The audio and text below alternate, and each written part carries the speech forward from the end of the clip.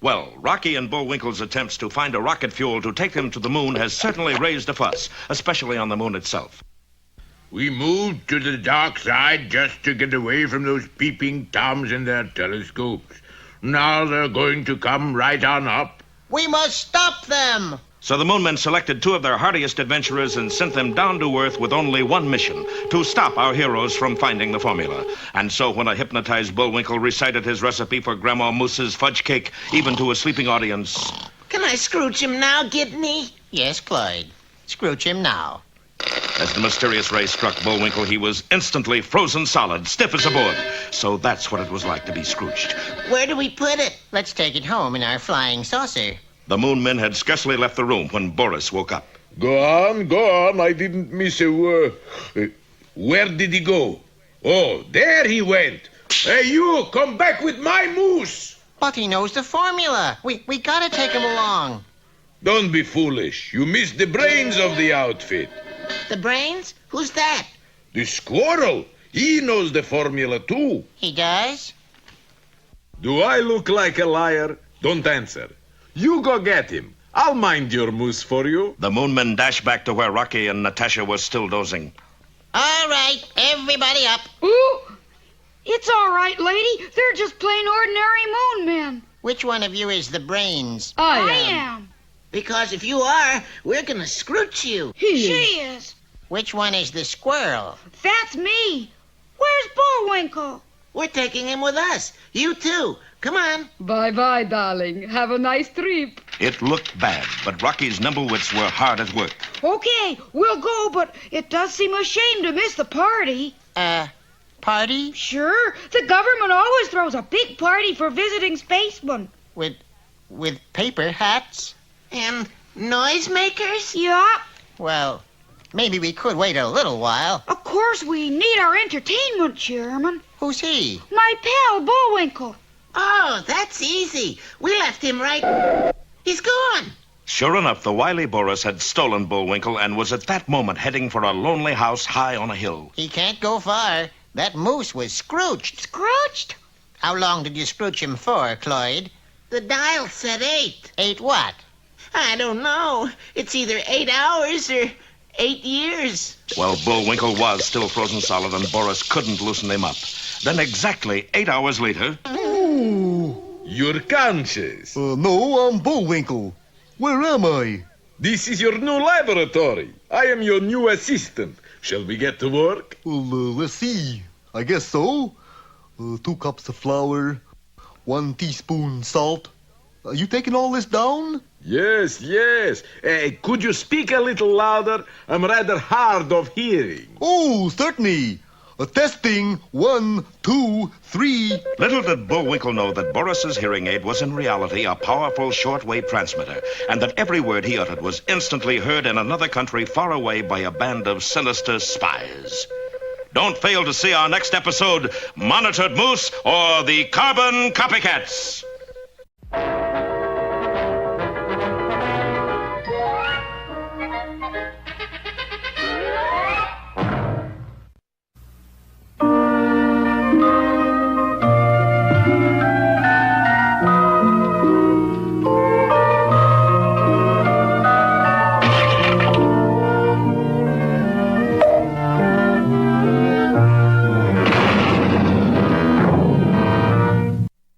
Once upon a time, there was a shabby little fisherman. Shabby, but neat. He lived with a shabby but neat wife on a shabby but neat houseboat in the bay. Every morning, the fisherman kissed his wife goodbye and set out for the sea. One morning, when he was fishing near some odd-looking rocks, he felt a furious tugging on his net. When he pulled it in, he could hardly believe his eyes. He had caught a mermaid, an honest-to-goodness live mermaid. Oh, joy. What's so funny, fisherman? Young lady, you're going to make my fortune. People will pay anything to see a real live mermaid. But if you take me away from the sea, I'll die of a broken heart. Are you sure? It's the usual thing. Oh, dear, that would never do. And the fisherman cut his net and freed the mermaid. Fisherman, What's the matter? You catch your fins in the net? No, I've come to repay your kindness. Oh, that's all right. I promise to grant you any wish you may ask of me. Well, I sure do wish this net was mended. I'll do more than that. Hey! And suddenly, the fisherman was holding a beautiful brand new net. It's true. Oh, wait till I tell Honey Bun.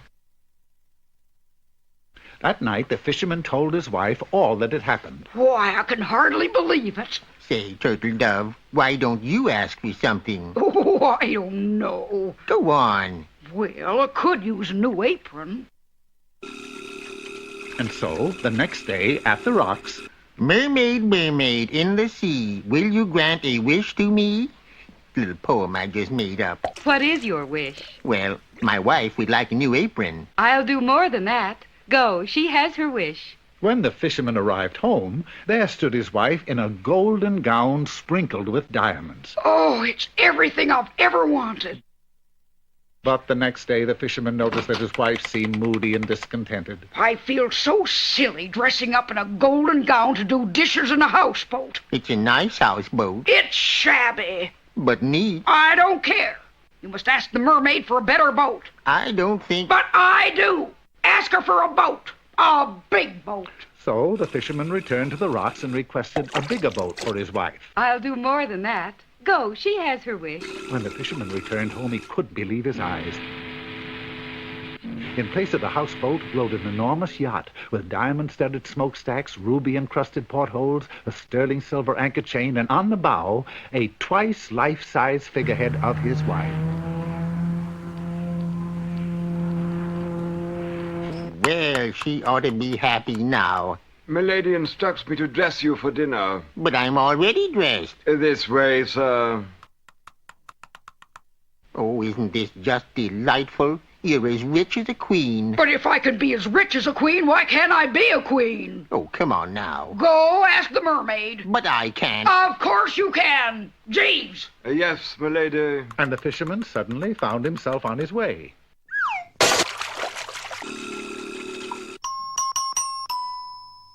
You rang. It's my wife again. She wants to be a queen. A queen? Silly, isn't it? I'll do more than that. Go, she has her wish. Well, this time, when the fisherman returned, the yacht was gone, and in its place was a solid gold royal barge. On the shore, he could see a fabulous palace. Oh, I'll bet Sugar Plum is tickled to death. Kneel, knave, for Her Highness Queen Cleopatra. Cleopatra? Her name is Gertrude. Silence! I have another wish. Oh, no. If I can be a queen of the earth, why not queen of the universe?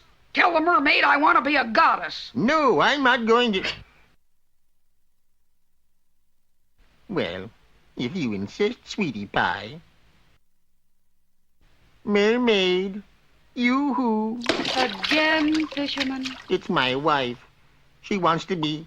Oh, I just can't say it. A goddess? Uh-huh. Nearly all your wishes have been heard. Have you no wish of your own? Why, yes. I just want her to be happy. I'll do more than that, fisherman. That was your last wish. Oh, I'm so glad. Go, your wife is happy. And when the fisherman returned home, there was his old houseboat, just as it used to be, and waving from the deck was his wife, just as she used to be. Tell me, honey bun, are you happy? But of course, what more could I want? Not even a new apron? That one's pretty shabby. Shabby, but neat. The moral of this story is obvious, I think. Be content with what you have, or it takes more than wishes to do the dishes.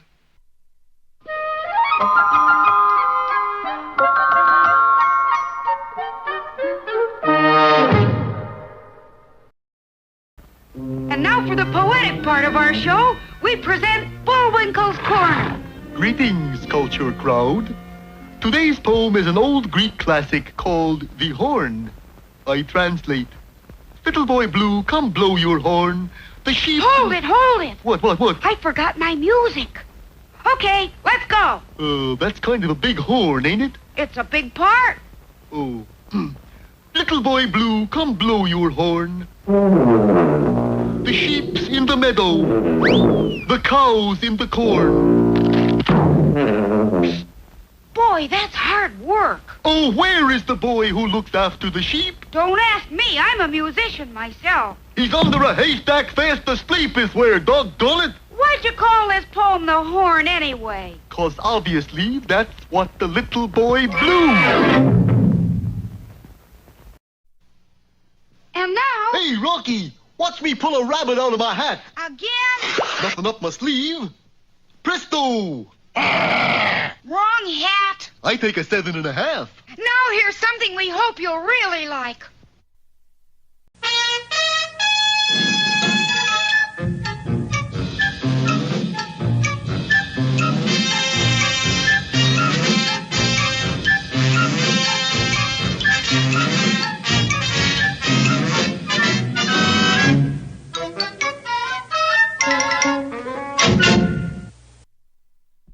Hello again.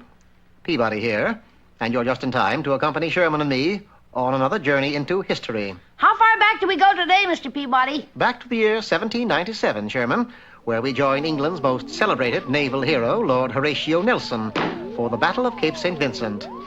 As is customary with all my inventions, the Wayback Machine performed perfectly, transporting Sherman and me to the main deck of Nelson's flagship. So Britannia rules the sea, does she? Well, I'm afraid that motto is due to go into extinction. Pardon us, your lordship, but what seems to be the problem? You mean you haven't heard? We just got here. Well, this blundering crew of mine left port minus one very important commodity. You forgot to bring cannons? No. Ammunition? No. What then? We forgot to cast off. Sure enough, an unbelievably long hawser held the flagship in check. Does that rope stretch all the way back to England? All the way. And unless we get loose, we can't go into battle. I suppose you've considered cutting it in two? We've considered it, yes. But you see, Admiralty law frowns on such action. One must cast off, and one must cast off while leaving the dock. Oh, I'm afraid it's hopeless. Meanwhile, just off the coast, the Spanish fleet lay at anchor. Look at that silly Nelson. He is like the sitting duck, yes, my captain? Yes, like the sitting duck who is at the end of his rope. Tell you what we do. We send him a message. Right, George, it's a communication from the enemy. Dear Lord Nelson, you are cordially invited to attend an informal battle staged in your honor at 6 p.m. As ever, the Spanish Navy. Isn't there something we can do, Mr. Peabody? There is one thing. Lord Nelson, I suggest you send a dinghy back to England to cast off the hawser. Impossible. A dinghy would have to make it there by 6 so that we could go into battle. There isn't a man alive who could row that fast. Mr. Peabody could. He won the International Regatta 3 years in a row. 4 years, Sherman, 4 years. And so, wasting no time, we headed back to England. Unfortunately, upon arrival, we found the dock heavily guarded. Nelson should know better than to leave port without casting off. It just isn't done. I'll have him broken for this. Yes. Now, remember, no one is to touch that hawser. No one, understand? Uh-oh. Now what, Mr. Peabody? This calls for subterfuge, Sherman. Pure, unadulterated subterfuge. Alt. Who goes there? Stand aside. It is I, the head of the RRI. Oh. Now, off a mo. I never heard of no RRI. What's it stand for? Royal Rope Inspectors. It's our job to inspect rope. Like this one here. Oh, now take your hands off that there hawser. It's almost 6, Mr. Peabody. We've got to hurry. I said take your hands off that hawser. That's Navy property, that is. Look at this. Intestinal calcification of the fibre. What's that? Sounds horrible. Never fear. England will care for your survivors. My what? Survivors. You see, unless we get rid of this rope, you are going to become infected and... Well, get rid of the ratty thing. And get rid of it we did. Just as Big Ben told 6. Of course, the rest is history. Nelson succeeded in sinking the Spanish fleet. Oh, so Nelson was like the sitting duck, eh? I think we made a boo-boo, yes, my captain? Yes, we made a boo-boo by joining the Navy instead of the Army. Come on, push me into shore. Later that evening, we returned Nelson's dinghy. England owes you much, my friends. Goodbye and good luck. Well, Sherman, shall we go? Well, I guess so, Mr. Peabody, but I sure am disappointed. Why is that? I never did find out why Lord Nelson wears an eye patch. However, it wasn't a total loss. Sherman did discover something about wrestling. For there, on the poop deck, someone was giving an exhibition. It was Lord Nelson's half-brother. That, of course, is how the term half-Nelson came to be.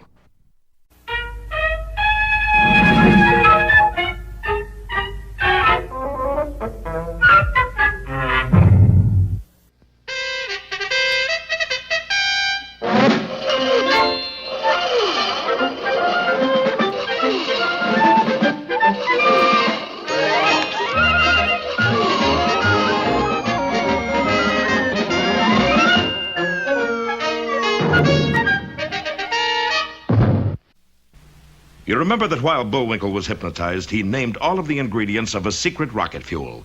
He had already bored Rocky and the two spies into a sound slumber, but there were still two witnesses to hear him, the Moon Men.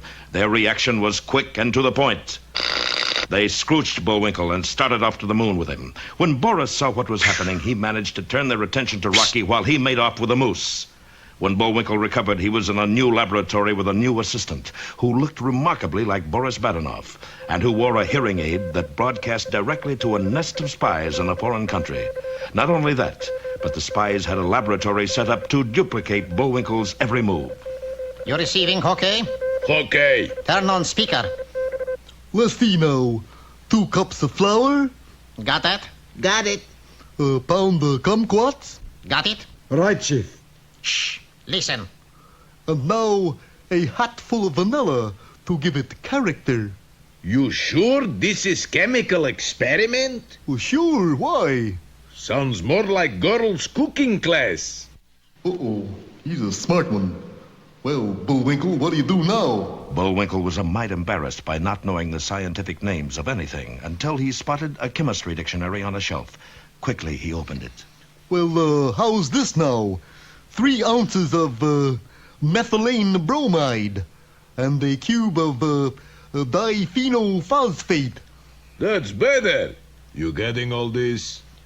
And now a dozen benzochlorines. Benzochlorines? But... Quiet. Do as he says. Now we'll just pop it into a hot oven for about an hour. Pop it into... No, not that. We must follow his directions exactly. Pop it in. So, obeying Bullwinkle's instructions, the spies put their mixture into the oven. As a result, their laboratory instantly disappeared, while the only result in Bullwinkle's lab was... Oh, darn. Just another mess of chocolate pandowdy. Hello? You receiving me? Hello, fearless leader.